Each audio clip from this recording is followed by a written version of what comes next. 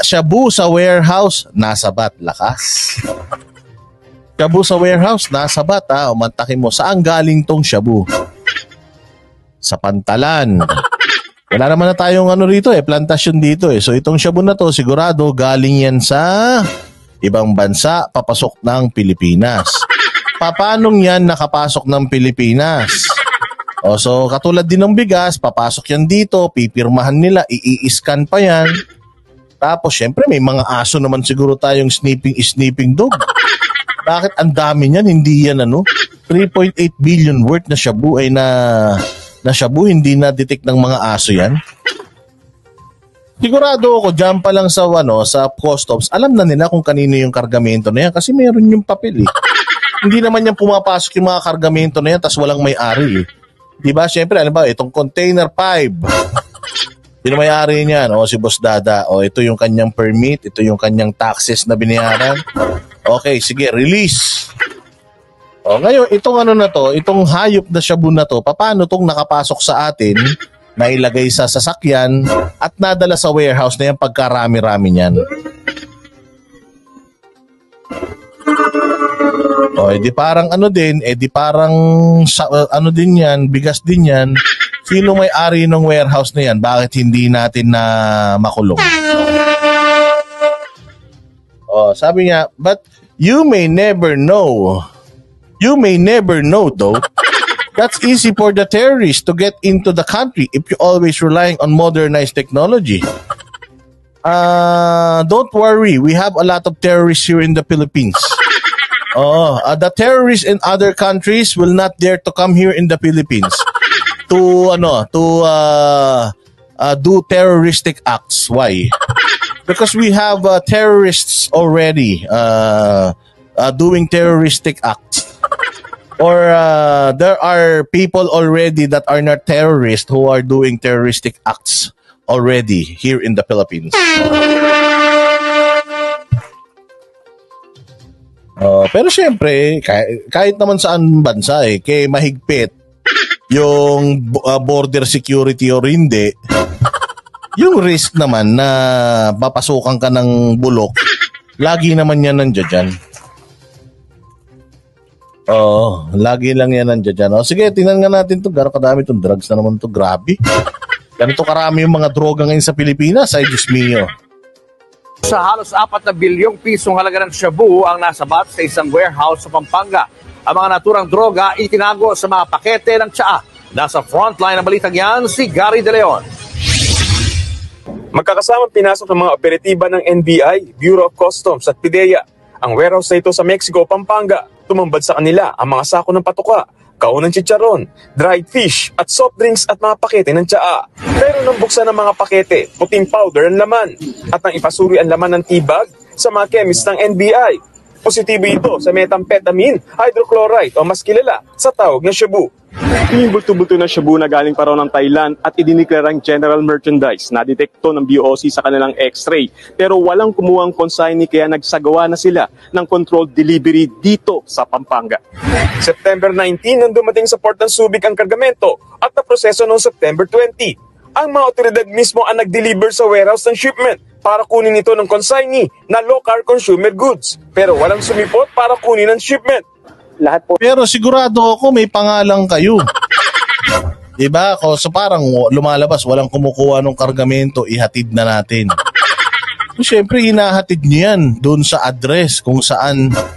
Siyempre, una sa lahat, dapat alam nyo na kung sino may-ari ng warehouse na yun. Pangalawa, alam nyo na sino yung consignee o yung tatanggap ng parcel o shipment na yan.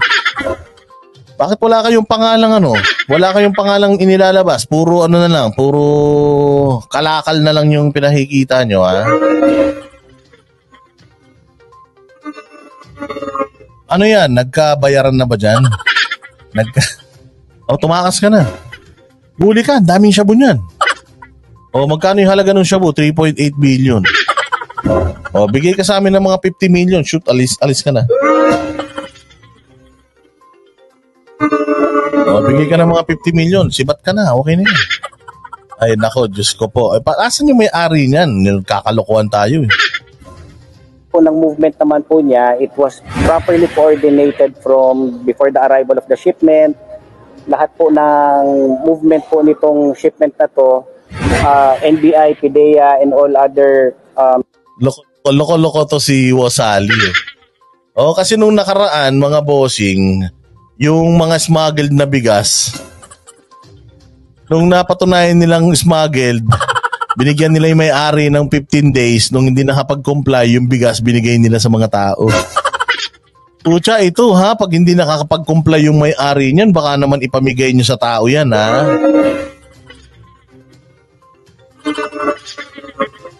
Make sure na hindi nyo ipamigay yan, baka ipamigay nyo yan sa mga... Namamahagi po ng shabu ang gobyernong na...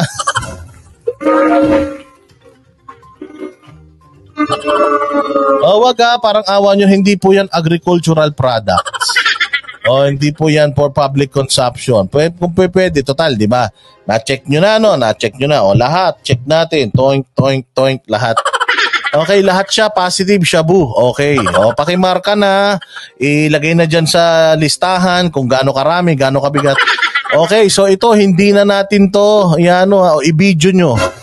Ito yung shabu, susunugin na natin to rito. O kaya ipa-flash na natin to sa imbornal. Hindi ba? Pag na-i-flash na yan, para at least hindi na kumalat yan. Mai-recycle pa yan eh. Mantakin mo tinan mo sa dami niyan, ang ginawa daw nila controlled delivery.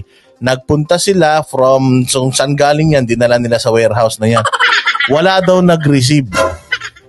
Pero sigurado ako na nung hinatid nyo yan, unang-una sa lahat, alam nyo kung saan yung address. Pangalawa, alam nyo kung sino yung dapat mag-receive.